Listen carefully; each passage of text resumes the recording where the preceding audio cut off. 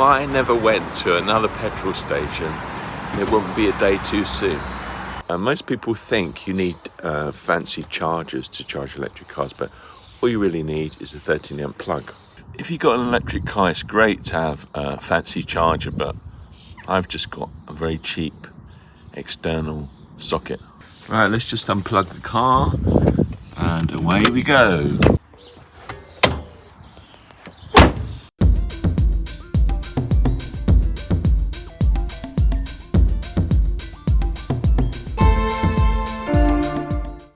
Right, I'm back at my favourite free charging point in Golders Green, the Jolt charger. You get 7 kilowatts for free.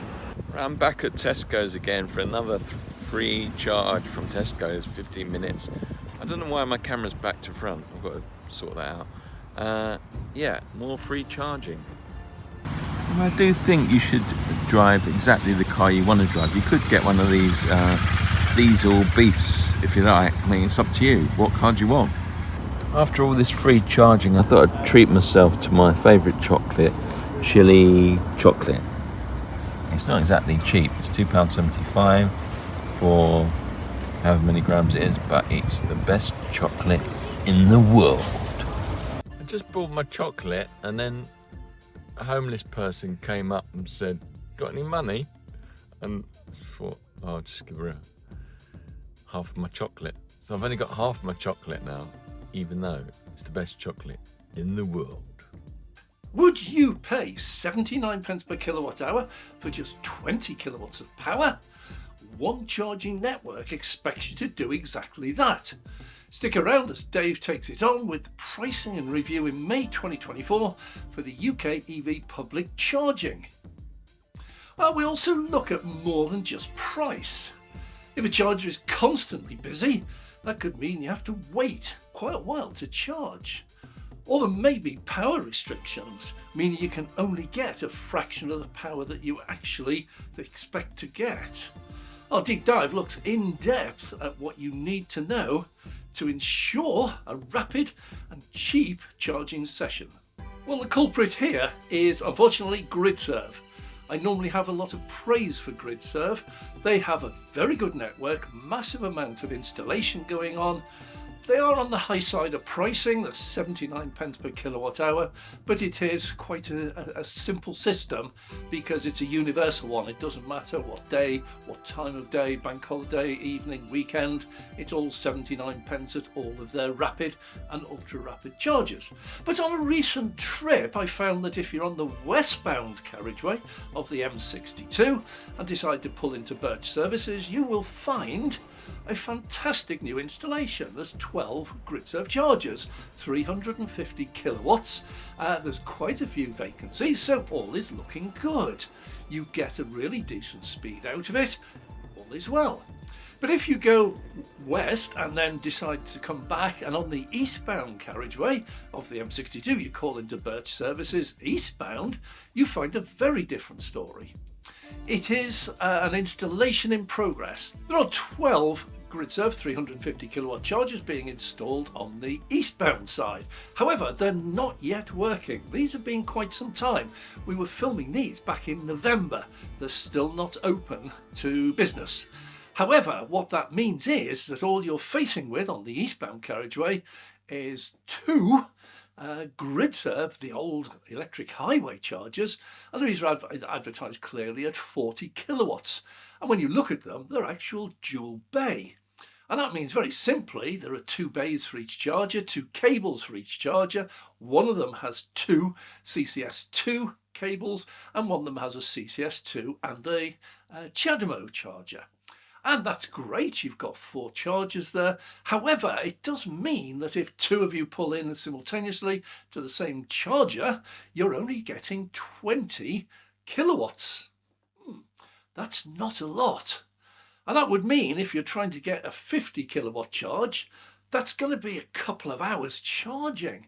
So guess what? There's going to be a massive queue for them. Now, there is no attempt to deceive here. GridServe is quite open about this. They do advertise them as 40 kilowatts, but it just means you do need to be aware and check and not assume that just because on one side of the carriageway there are 350 kilowatt chargers operating at 350 kilowatts, that they'll be the same on the other. And we also found this out on the M6 heading north at Southwaite services, up just on the up on the way to Carlisle. And there we found on the northbound carriageway there was an installation of 3 of the brand new 360 kilowatt chargers. These are dual bay and they have something called intelligent charging. There's a computerized system and it will allocate power to give both of the cars the maximum charging rate that they can take. So if you've got a Taycan, it will be taking more. So they have 360 kilowatts, so even shared, as long as it's shared intelligently, this is actually really good and powerful installation. But when we got there and filmed, they were operating with a rated output, an advertised output of 60 kilowatts.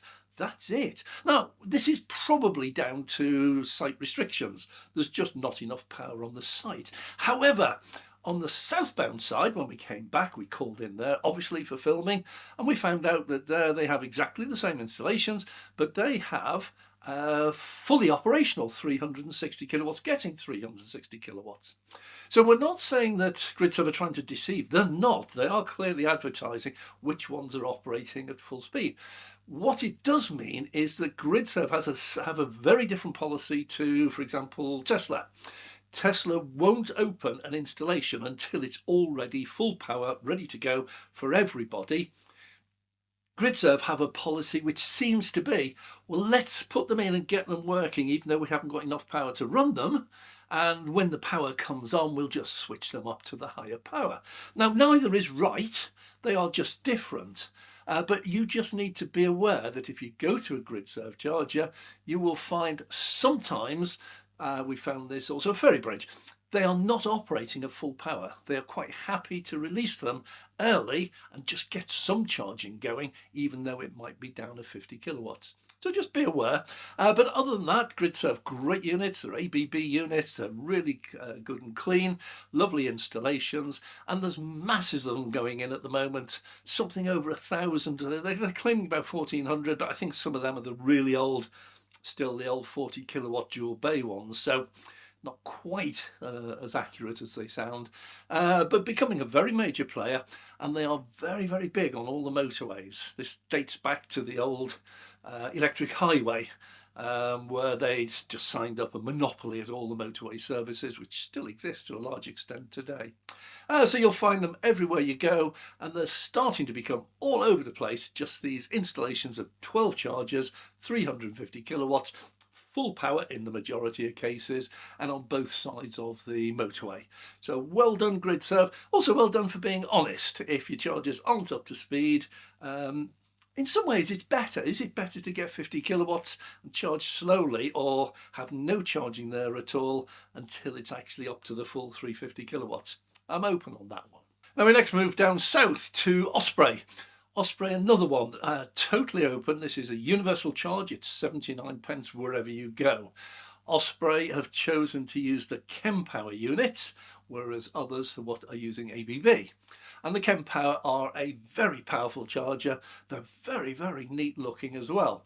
And we were filming there recently in Bristol, a place called Bradley Stoke. And there's a beautiful installation gone in there at one of the retail parks. And the 16 chargers there, and they are the 800 volts and the 400 volts. So if you are an 800 volt car, like a Hyundai or a Kia or a Porsche Taycan, you'll get the full power. You can get 300 kilowatts out of them at 800 volts, which means very, very fast charging. So what an amazing thing for this. Massive choice for the cars now that are becoming more popular that can actually do 350 kilowatts. If you're on a 400 volt architecture, which is 90% of all cars, then you get 150 kilowatts out of them. And that actually is pretty good.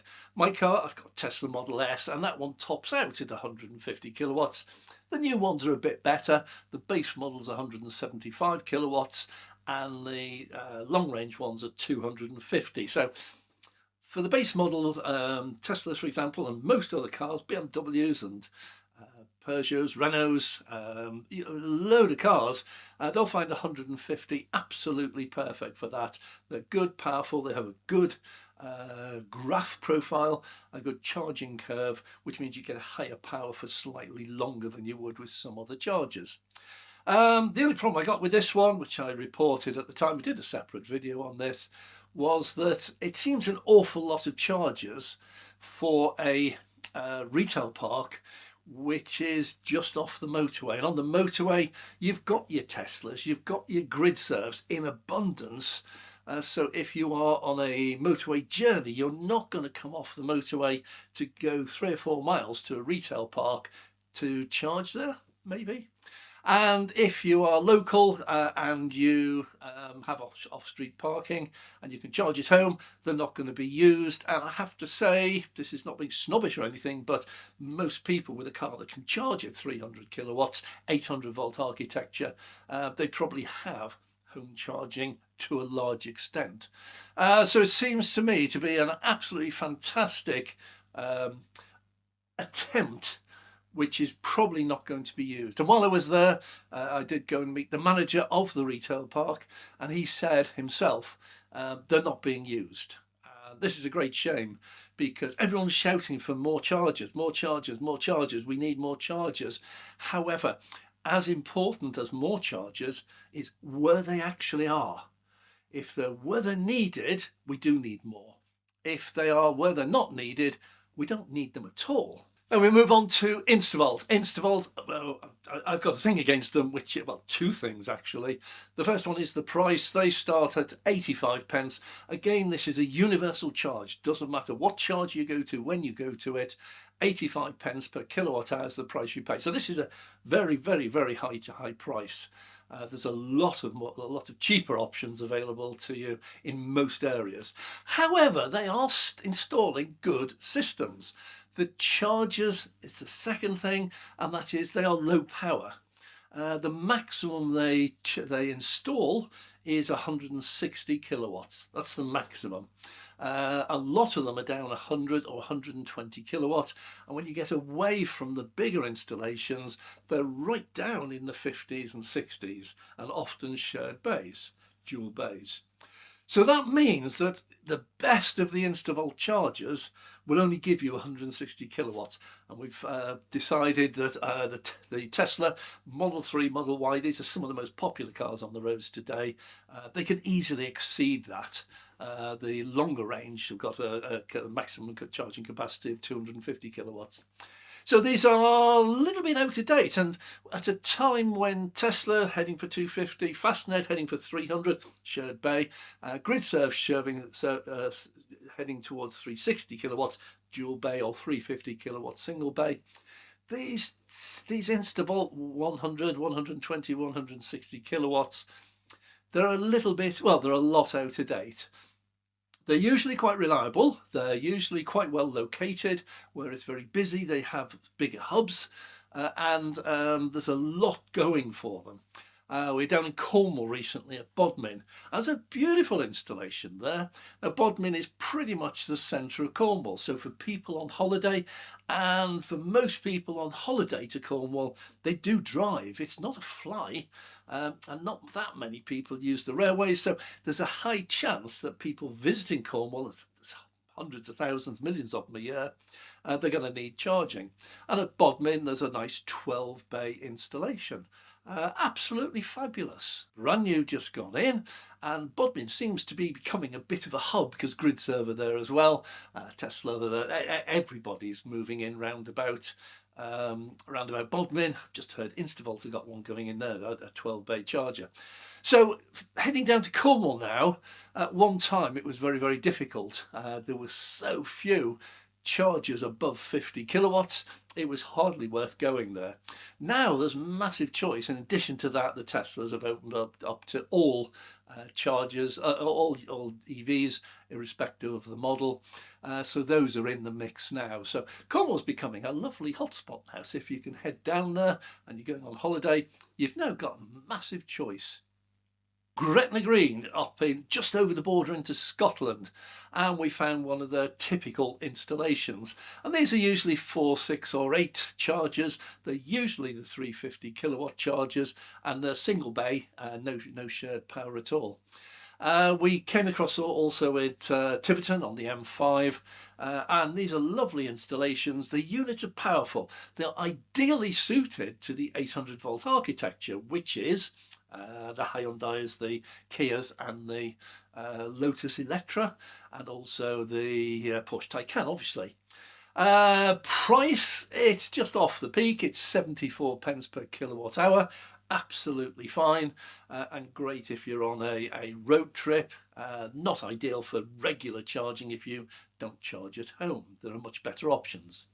But there they have an unusual thing you'll come across when you get there, and that is the individual chargers in most cases don't have contactless on the charger. What they have is an arrangement I first came across in Spain. And this was, we hired a car and we pulled into a petrol station, and we found out that you go to a central point, you activate the system, and you tell it which pump you're parked at. You then swipe your card and it will activate that pump. You then go back to your car, fill it up with petrol, etc. And Ionity do that on the EV chargers. So at Gretna Green, we found one central contactless bay serving 4 chargers, and it was working quite nicely. While we were there, we filmed a couple of people using it. One person talked it through with us. We were filming and they asked us how to do it. We were happy to oblige. Other people just seemed to be coming and going. So I think it's a case of once you've been there once, it's fairly straightforward.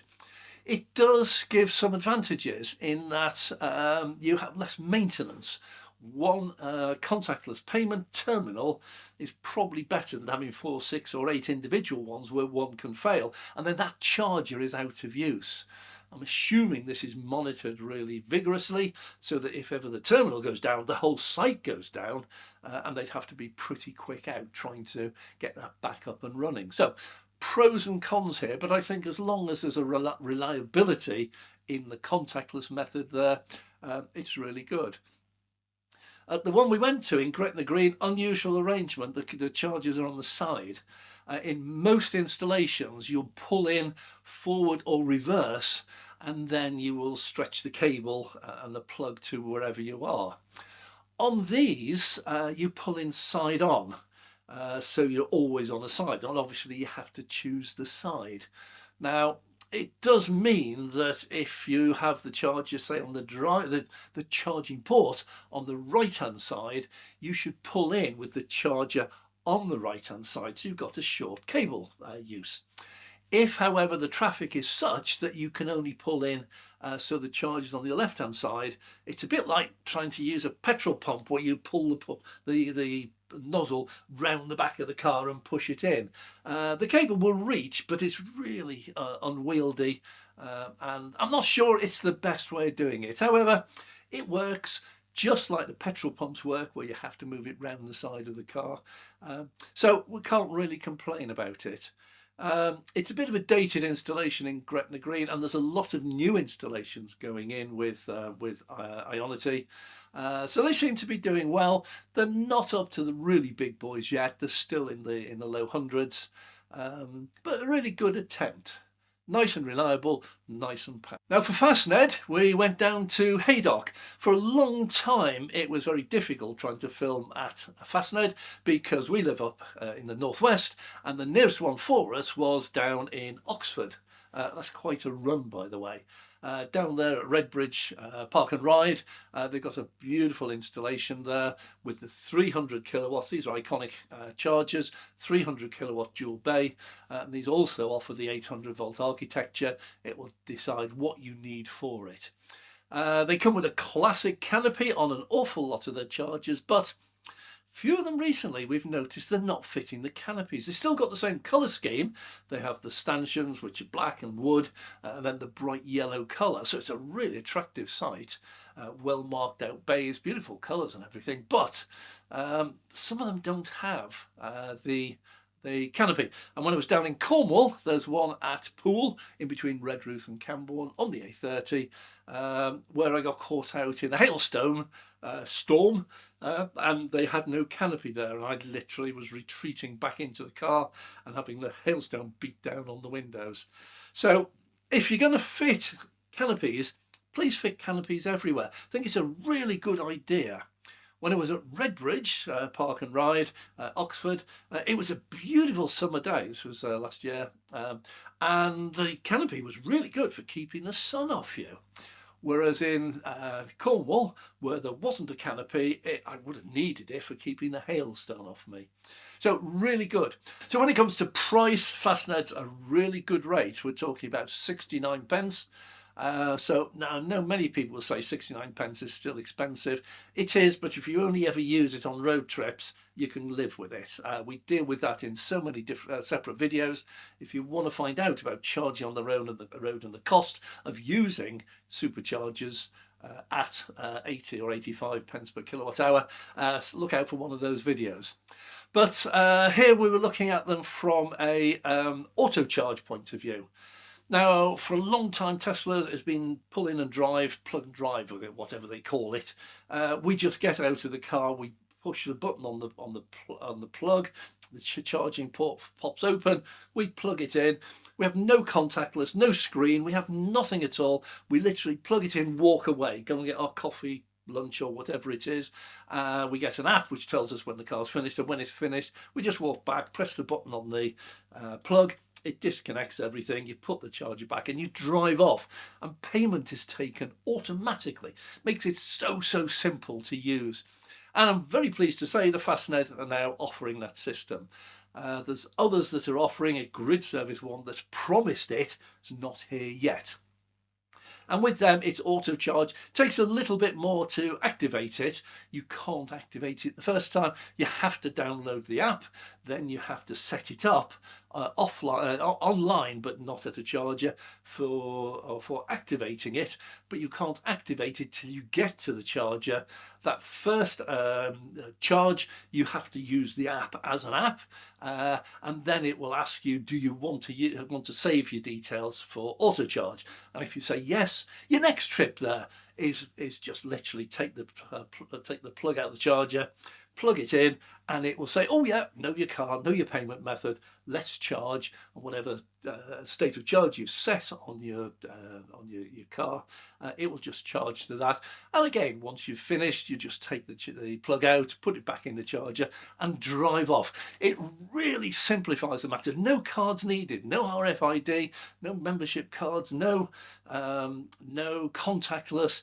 It's literally just pull in, plug in, charge, unplug, drive off. So great going, Fastned, for that. Now we're seeing an awful lot of Applegreen chargers appearing. They've been on a massive boom. Applegreen Electric is supposedly not to do with Applegreen Group. They are still heavily based in oil and infrastructure, such as petrol stations and motels, whereas Applegreen Electric is dedicated to green energy and everything electric for EVs. They got some lovely chargers. They charge them all out at 77p. However, if you use their app, you do get a 4p discount, so it brings it down to 74p. Small change. But these are mostly American units. We don't see many of these. There are some A/B units out there in the early days, but now it's really taken off. They seem to be bringing a lot of American units, and they're either 180 or 300 kilowatt units, depending on the location. Very simple to use. They're nice, they're attractive layouts. Everything is fine. It's universal pricing, so you know exactly what you're getting. And at the moment, they are amazingly reliable. We don't see that many units out of order, unlike A/B&B. But we're going to do an article specifically on reliability. So if you want to see that video, please subscribe, click the notification bell so that you'll be notified when we release future videos. But they do offer them. I have an issue with them, and this is a rant I had a while ago, which was how much data does a charging network need?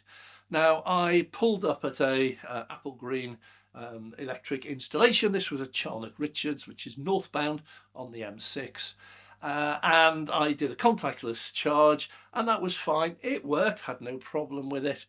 But it did say if you use the app, you get a 4p discount. So I thought, okay. So I downloaded the app. Now, the information I was asked to provide goes way, way, way, way beyond anything that they need. It was things like, silly thing, my address. Why do they need to know where I live? They're not invoicing me. They charge me there and then. If I put my card details into the app, it will collect payment there and then. They have no need whatsoever to know my address. But more important, they've asked for my date of birth. What the hell has my date of birth got to do with me using a debit card or a credit card on one of their charges? And I have to say, on this particular occasion, I just abandoned it halfway through, deleted all my data, and I refused point blank to use this. So Apple Green Electric, look, I know you're on a data scalping exercise. You want all the data you can so you can sell it and make money out of me.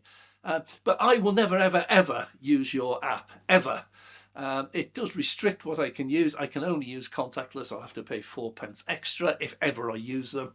But it's also one that I would avoid for that very reason. If they want to collect my data, I have a choice whether I allow them to. And if I don't want to allow them to, I won't use their charges. And I'm sure many others feel the same. When I go there, it's local to me, so I go there quite often. I find that there are not many bays in actual use. On a typical day, I might find one or two other cars, and I'll pull in, do some filming. I usually will charge just to keep up to date with how it performs, but very quickly I'm off somewhere else. So Apple Green Electric, you need to look at your admin side. Charges are fine. Prices, yeah, it's a bit on the high side. Reliability seems to be good. Location is getting better. They've got a lot of motorway ones, which is great for road trips. But their policies on data are absolutely unacceptable too. Westmoreland Charging is one we announced last month as a newcomer on the block. They've been around for a little while, but they're now really starting to make movements throughout the country. Their pricing is a standard 65p throughout the country. So well done. This is at the lower end of the rapid charging and ultra rapid charging price range. 65p. Don't forget, if you go to Instavolt, if you're paying 65p or 85p, 20p a kilowatt hour. If you're charging 50 kilowatts in your battery, that's £10 difference. £10 difference just for going from an Instavolt to a Westmoreland charging. This is something to bear in mind. So even going from 85p down to 74p for Ionity or 69p for Fastned, it is a significant saving, particularly if you top up once a week. £10 saving a week is £40 a month. That's £500 a year. I'd rather have that money in my bank account than in theirs. So Westmoreland, they got the lovely units. These are the Swarco units. They got a 32-inch OLED TV on there with touch screen. It is stunningly good, so sensitive and easy to use. Massive amount of data. You can split the screen so that you got advertising on the bottom and technical detail on the top while you're charging. Everything is looking good for them. The one we went to up in Kern Lodge, up on the M6, M74 rather, M74M, A74M as they call it. That one wasn't yet grid connected, and this just shows a difference with GridServe, which we mentioned earlier on, where they would tend to use whatever power's available and then wait for the DNO to start installing. With Westmoreland, they've gone the opposite way. They've just brought in a hydrogen charger. Hydrogen. It's a generator that runs purely on hydrogen.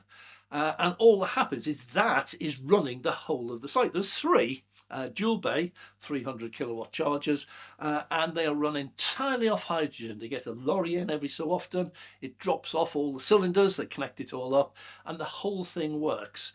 You're getting full power out of them. I didn't see any throttling back while I was there charging. So that's their method of getting things going while they're waiting for the DNO to come along and do the final connection. Or are they? Because you see, they also have some land there, so they could put up, say, a wind turbine, or they could put up some PV panels. And this hydrogen generator is clearly marked that it can take grid, hydrogen, PV, and wind. So there's a real possibility here that if the DNO is messing them about and taking months and months to install the proper grid connection, they'll just abandon it and they'll go for a solar farm, solar PV farm, or a wind turbine. And they'll end up totally, effectively off grid on their own electricity. That's a really interesting concept. So well done, Westmoreland Charging. They also have a very different policy if you go to charge there. These are not what I call the fast food and fast coffee places. You go to any motorway services, you'll find your Burger King, your KFC, your McDonald's. You'll also find your Starbucks or your Costa or whatever it is. And you'll find, I don't know, supermarkets, Marks and Spencer's often are at the services, and they're very generic. Wherever you go, it's one or the other. Westmoreland's very different wherever they operate, and they're operating in more places nowadays. They operate for the benefit of local businesses and local people.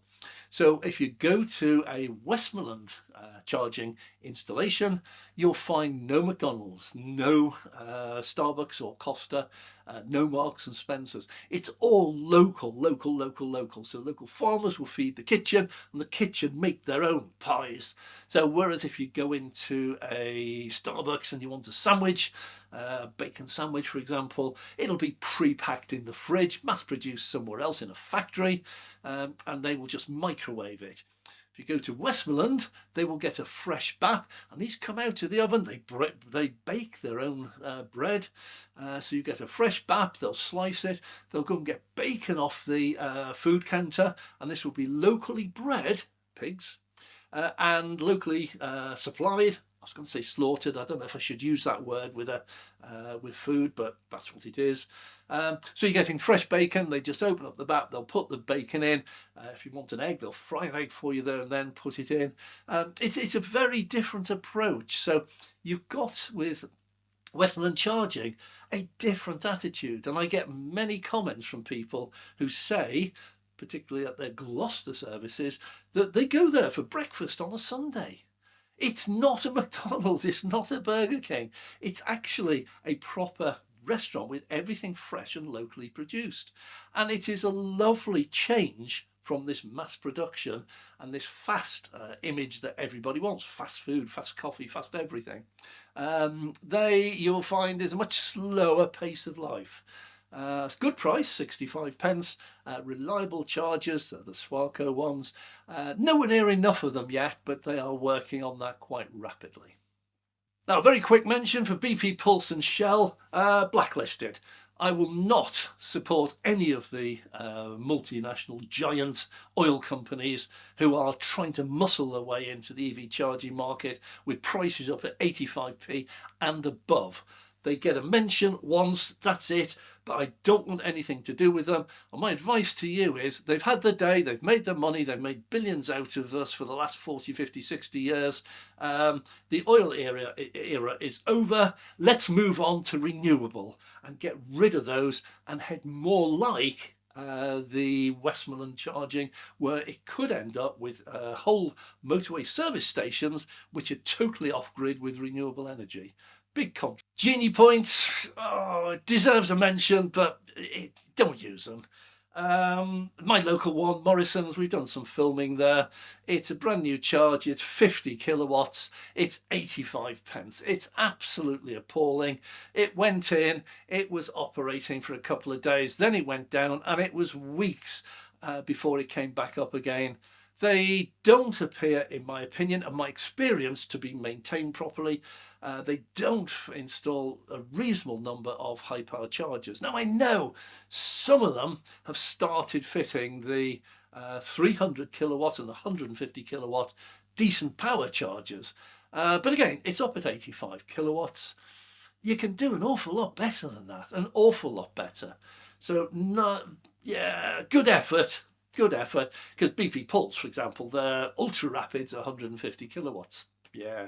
Well, there's a bit of a battle going on. The battle's in the petrol side of the business because there are two giants who are battling it out for UK-based petrol stations. And this is MFG, which is the Motor Fuel Group, and EV Point, which is a Blackburn-based UK company, and they both have a large number of forecourts serving petrol, and they are rapidly turning those into EV charging installations as well. So if we start with MFG, we went to film down in Haydock, and they have some good chargers down there. The lovely colour scheme. I love the blue. It's really, really attractive, very striking. It's nicely laid out. There are canopies there as well, so all that's going for them. It is 79 pence, so it's not at the good end of the market. Again, for occasional use, 79 pence is really not a problem, but not for regular charging. It also has a disadvantage. It's right on the forecourt. So while you're charging, your car is parked right next door to smelly petrol, diesel cars and lorries. And that I find, I just don't do it. So I filmed there, but I wouldn't use them out of choice. So they don't have a lot going for them apart from numbers. They're getting a massive amount of installations going in. So there are some really good chargers going in. Good numbers. They often have 6, 8, 10 or 12 at each installation. Generally reliable. The ones we came across in Haydock, they have the higher power as well. It was they were advertised as 300 kilowatt, but you only get that if you're on 800 volt architecture. If you're on 400 volt architecture, which is almost all the EVs out there, you only get 150 kilowatts. 150, it's okay. 79p, no, not out of choice, but they're going quite well. The main competitor is EV Point. It's a Blackburn-based organisation, and they've taken a very different approach. They, on the motorway services, will separate out the petrol and the EV charging. So if you go locally here to Rivington Point, the installation charger on the M61, north and southbound, what you find is that you've got your motorway services, your restaurants and all the fast food and everything. One side of it, you've got your petrol pumps. The other side, you've got your EV chargers. So that's a welcome break. If you're going EV and charging there, then you will not have to breathe in the fumes from the people who are filling up with petrol. That's a big issue to me. May not be to you, it is to me. They have lovely installations, good colour scheme. I believe they're on the point of changing the name. It was EV Point. It could now be EV on the go. And they've split the business down from the petrol and the EV charging side. So they have different directors. They're actually brothers, and they separate it out and run it separately. But on the EV charging side, it's really good. They have good powerful chargers, usually 180 kilowatts, and those are shared bay. So again, if you get two cars parking there, you're going to be down a little bit on power. But they also install some 300 kilowatt chargers, which will give you, strangely enough, 180 kilowatts per bay, and that's very much better. They also have one of the few installations where they have drive-through because they're now installing the lorry chargers, the van chargers. Many of you will have seen Amazon, the electric vans driving everywhere. Well, that's great because Amazon run very, very tight little areas. They don't ever need to charge away from the depot, and they've probably got a good arrangement with pricing there. But when you're out on the road, and particularly as more lorries and vans start appearing, which are doing longer distance, they need fast charging. So at Rivington, separate this in the lorry park, the lorry side of the garage, the petrol side, you'll find there's a 300 kilowatt drive-through bay. And these are great because these are fine for caravans. Ignore the normal chargers, drive around to the lorry bay and you're straight in. It's pull through. There's no height limit, no width limit. This is designed for lorries. You'll be able to pull up, charge at 300 kilowatts. You'll charge fast, even if you're on the 800 volt architecture. It'll be a good charge. So that's to be commended, and there's a few people starting to do that. Osprey is one on the A38 down in Devon, but we're going to see more and more of these higher power chargers because lorry drivers don't want to mess about. If they're stopping for a break, they have to have compulsory breaks. But if you can plug in and just get 15 minutes or 30 minutes, whatever the legal break time is, that can give you a real boost to get onto your next one. Don't forget, in the car market, most cars nowadays can add about 100, 150, sometimes 200 miles in 10 or 15 minutes. So if you're a lorry driver and you're driving from one town to another, one city to another, and you go past one of these, if you have to take a break, stop and have a coffee, and in that time you can add 100 or 200 miles to your range. You don't have to fill up to 100% every time, so little and often could be the thing. So likewise, when you stop for lunch, just plug in. And this is going to become more and more popular throughout the country as more and more vans and then lorries end up as all electric. We got a few final ones. These are not yet hit mainstream. I was in Manchester recently and I came across BE.EV. The chargers seem to be everywhere. Didn't do anything for me. They're in reasonable locations. They have a small retail park where I first saw them, and they have 4 or 5, 6 units. They're very much at the high end of the market, 85 pence. Even the fast chargers, 7 kilowatts, 67 pence. You can get cheaper than that for ultra rapid charging with Fastned, 69 pence. That's not quite cheaper. Anyway, it's about the same price. Why would you leave your car in a retail park for 2, 3 or 4 hours and get yourself 100, 150 miles when you could find a Fastned, if there is one locally, and go and get 150 miles in 15 minutes? Strange. Don't have a lot to say for them. I don't have a lot to say for Manchester. It is a nightmare of a place. They have the highest fast charger pricing rate in the whole of the country that I can see. It's dearer in Manchester than London. You don't get your cheap ones, and I believe this may be a policy decision. Don't know what's going on, not making any accusations, but you try to find a fast charger in Manchester for less than 60p.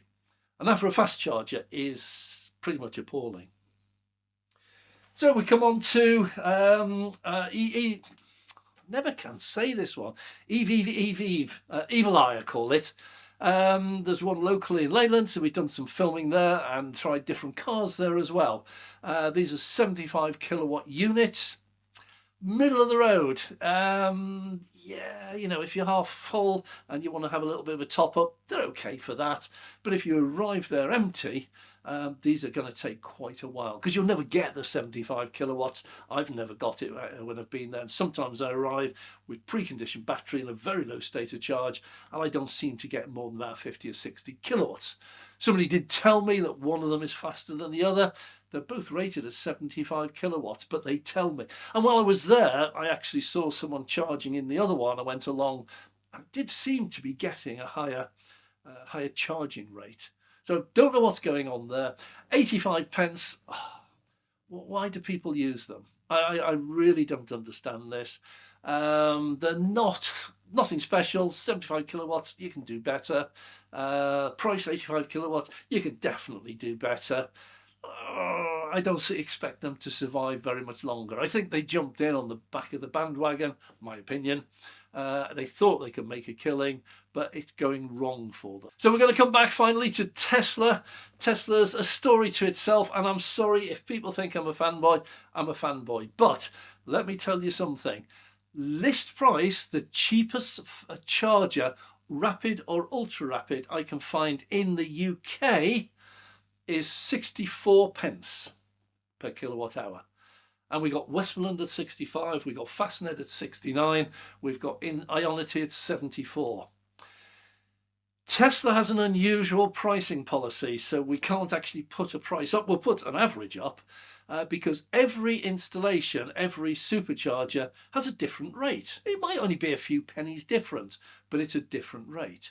And in addition to that, Tesla also operates a very, very advantageous time tariff.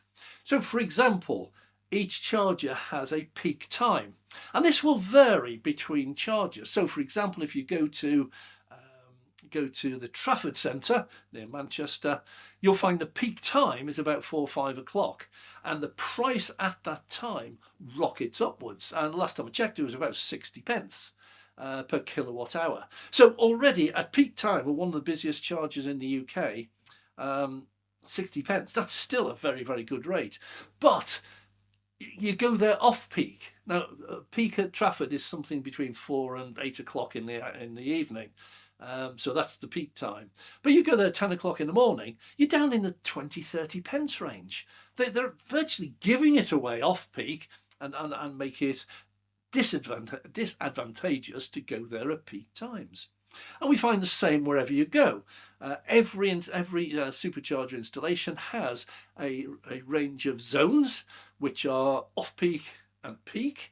So you'll find in a typical day, off-peak up until one location. Recently it was 10 o'clock in the morning, and then between 10 and 4 is peak, and then 4 onwards is off-peak again. So as long as you don't go between 10 and 4, you can happily charge early evening or early morning, late morning, and you can get the cheap rates. And the cheap rates, I was down in Bristol, filming down there, centre of Bristol. This is Cribbs Causeway, one of the busiest retail parks in the west of England. And I was charging at 10 o'clock in the morning at 25 pence per kilowatt hour list price. This is no memberships or anything. This is, as a Tesla driver, 25 pence. Now, I could have got up at 3 o'clock in the morning, because between midnight and 4 a.m, it's 22 pence. 22 pence. I mean, at home I have my standard variable tariff, which I'm told is 27 pence per kilowatt hour. So you can actually charge at a Tesla supercharger cheaper than you can charge at home without one of these off-peak tariffs. 22 pence. But of course, not many people will get up at 3 o'clock in the morning. I certainly didn't. But if it ends at 4 o'clock in the morning, the off-peak rate was between 4 and 10 o'clock. So you've got 6 hours in the morning, which covers 7, 8, 9, 10 o'clock, and you can charge there for 25 pence a kilowatt hour. Other ones nearby, 29 pence a kilowatt hour. I think another one was 24 pence a kilowatt hour. These are amazing prices. And I did a video recently where I look back to when I first got my Tesla 4 years ago, and I've still got my receipt from Cribbs Causeway. And back in 2020, when I got my car, I charged at Cribbs Causeway, and I got the rate of 24 pence a kilowatt hour. So this is just normal for Tesla, is that off peak you'll pay 25, 30, 40p, somewhere in that region, and peak you'll pay somewhere 40, 50, maybe 60 pence peak. So it's your choice. If you go at peak time, the reason it's peak time is because it's very busy. So if you go at peak time, you're likely to find more of the bays full, but you should always get in fairly quickly, and you're likely to pay anything up to twice as much as if you go off peak. So choice is yours. I often try and do these videos purely to help people save money. And people say, well, I'm not getting up at 7 o'clock in the morning to go and charge my car just to save a few pence. Don't. Let me give you an example though. If you go to a Tesla charger at 7 o'clock in the morning, it's likely to be at the very cheap off-peak rate. Let's say that's 25 pence. And I'm putting in 50 kilowatt hours, which is a full charge on most cars. Well, the batteries are 60, 70, 80 kilowatts, but you very rarely get there totally empty.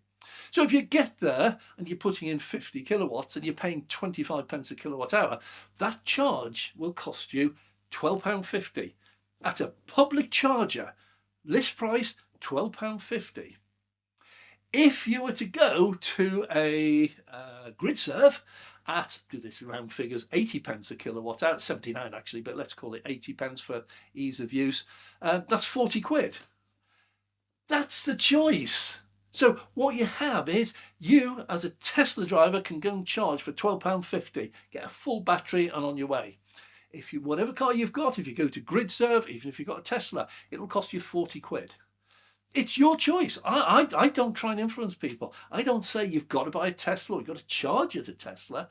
What I say is, be aware that if you buy a non-Tesla car, you don't have access to that free supercharger network at those ridiculously low rates.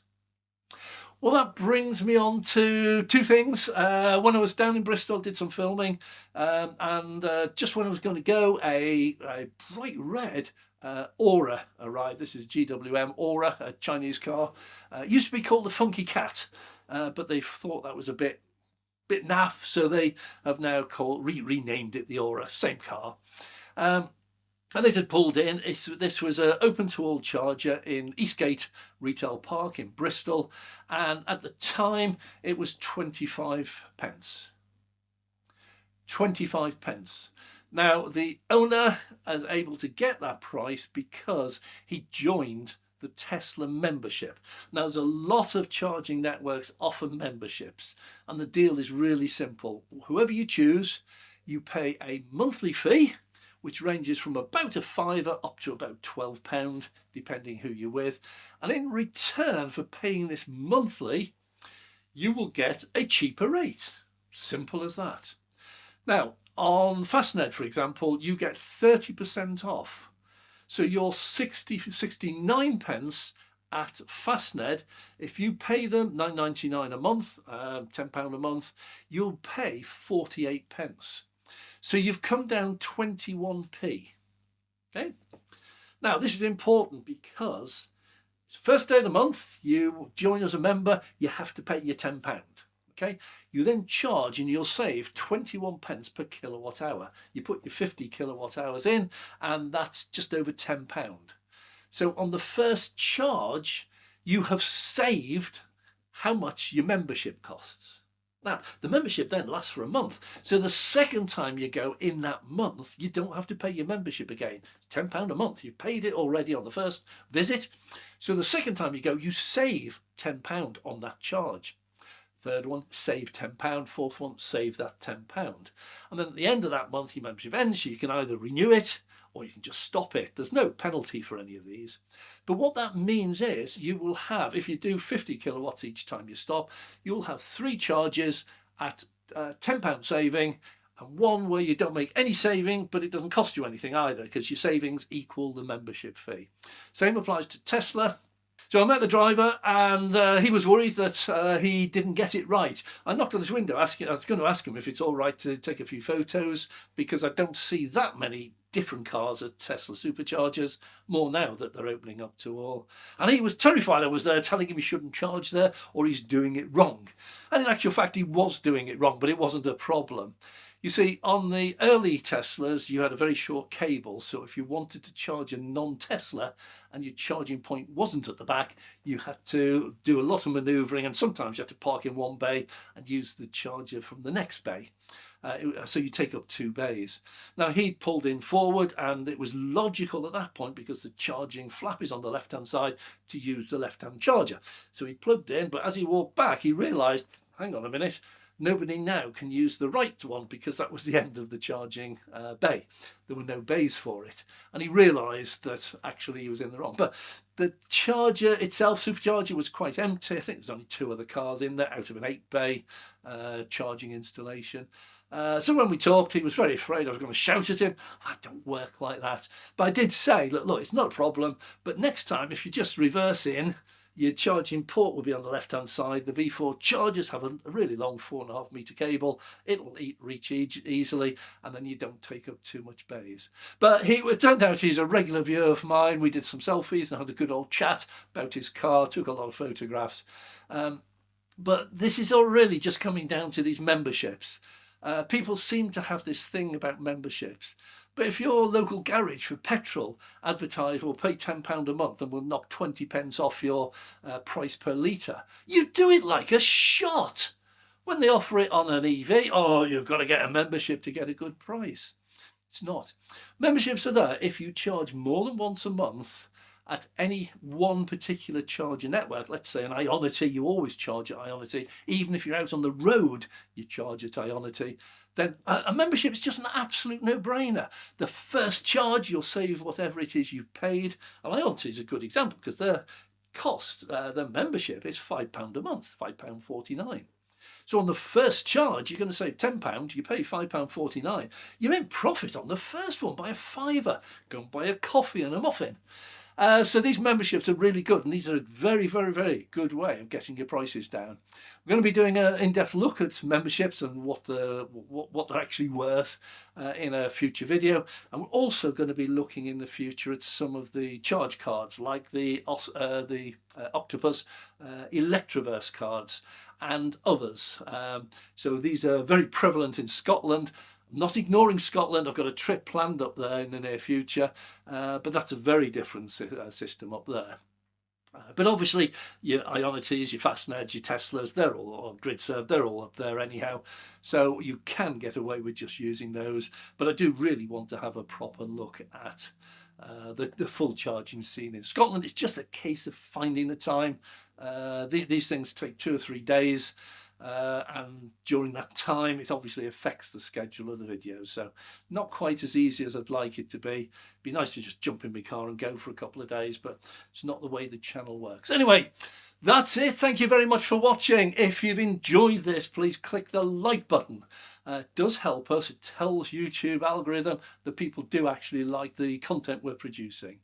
If you'd like to see more, this is a regular monthly video, our pricing review. If you'd like to see more, click the subscribe button and also the notification bell. And that means you get notified every time we release a video. We have a big thank you to our Patreon members. These are people who support the channel financially, and we have a lot of goodies available for them. The details are down below, so I'm not going to get into a lot of detail, but there are advantages to becoming a Patreon member. So thanks for watching. I'm Dave.